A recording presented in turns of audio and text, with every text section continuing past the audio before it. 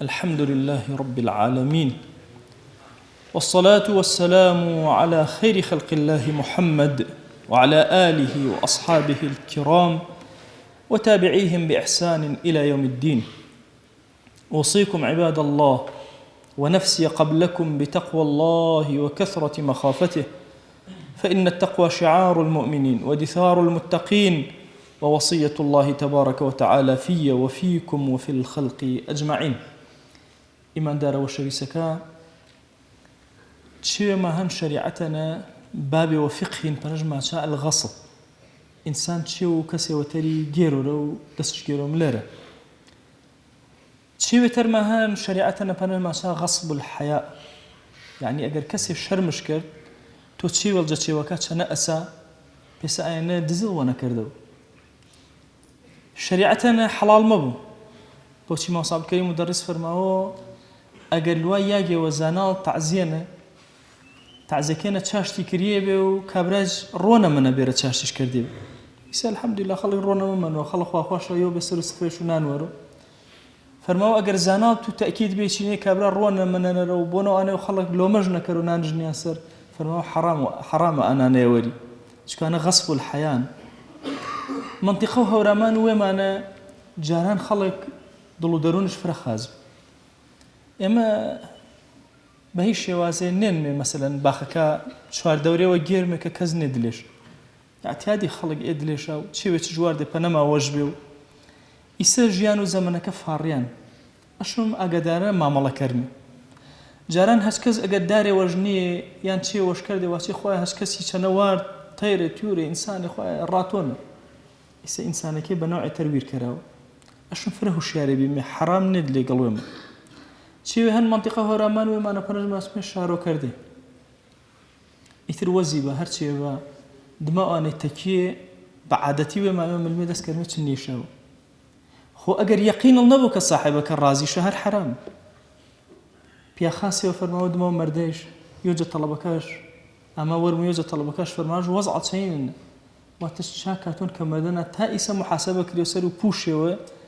دلێ باخ و کەسێوە نەبەرما دڵانم پەنەپا کرد بەبێ ئینێ پەرسی کرد ئێمە ئەشم فرە هوشیارانە مامەڵەکەرمە چەنی حەرامی ئەشم چەمێمە زیاتر کەرمێوە ئایا ساحب و ئیچێوەیە پەنەژ ڕازیە تەوانێ گولانێش بۆ دەستش پێ نەبەری حەرام فرە مشکلە ئەمە ئینامێ خەیرەنە حتا حەق و خەڵکی ما سەرۆ نەبوو حەق و خەڵکی ئاما سەرما توش و فرە مشکلە و معاناتە بێ قیامەتەنە چێش کرد نماڵ کردێنە ڕۆچێڵ گێرتێنە چێوی جان دمایەشم گردی دەی پی خەڵکەیە تا ڕازیێشا کردی هیچ دەسۆ مەمەنۆ مەگەر شەهید بی ڕاخوای نەخوا پێڵ بۆوە کە عولەمەی فەرماوە بەس شەهید خوا حەقەکە ئینسانیش بۆوە ئانە ئینسانەکە تێرێ گەر محاسەبێنێ بە حەق و یەکتری ئەشم فرە ئاگاما چە نەبوو نە زوانما غەیبەت و یەکتری کەرو نە کەسما محاولە کەرۆ چێوێ گولانە جەماڵ و یەکتری وەرە ئەشم فرە بە حەزەر و مامەڵە چەند یەکتری کەرن لای تێری چۆ ئەشم دڵما فرە گەورە بوو ئینسانی ئیماندار ئەشم کە ساحب و باخی بێ بەرەو باخیش کەرەوە صاحب و یانەی بی بەرەو یانەش کەرەوە ئی زەمەنێکە ئیسە ئامان ملمارە ئینە زەمەنی ئیسلامی نیە ڕاستێکەش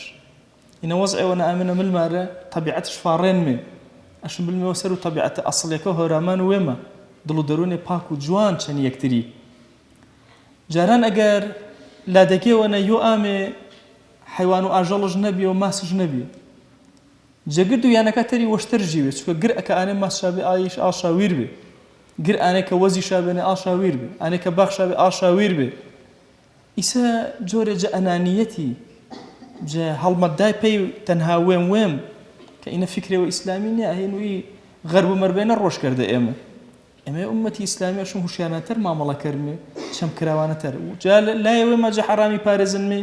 لای دڵما کەرمێ و پێ موسڵمانە کە ئیسفادە جوانەکەرە چونکە ئینسان بە گرچێ و بە حەرەکەوە سەر و زەمینی کە هەرچی پێغەمبەر صلی الله علیه و سلم فەرماوە جگەرێوە تەڕژ بوونە جە چی و تۆ وەرە تۆ ئەجرەڵ دەستگن داوا کردن جەزات و پاک پەروەردگار جە حەرامی پارێزنەوە یا ربی خوایە دڵ و دەروونی ما جوان کەرە وەرەوە یەکتری یا ئەکرم الأکرمین وأوصيكم أيضا بالصلاة والسلام على رسول الله حيث أمرنا الله تبارك وتعالى في محكم تنزيله قائلا إن الله وملائكته يصلون على النبي يا أيها الذين آمنوا صلوا عليه وسلموا تسليما. اللهم صل على سيدنا محمد وعلى آل سيدنا محمد، وبارك على سيدنا محمد وعلى آل سيدنا محمد كما صليت وباركت على إبراهيم وعلى آل إبراهيم إنك حميد مجيد. اللهم اغفر للمؤمنين والمؤمنات وللمسلمين والمسلمات ولمن أنشأ هذا المكان. اللهم أعز الإسلام والمسلمين وأهلك الكفرة والملحدين. اللهم انصر من نصر الدين، واخذل يا رب من خذل الإسلام والمسلمين. اللهم آت نفوسنا تقواها فزكها أنت خير من زكاها، أنت وليها ومولاها. آمين آمين والحمد لله رب العالمين. أقم الصلاة يرحمك الله.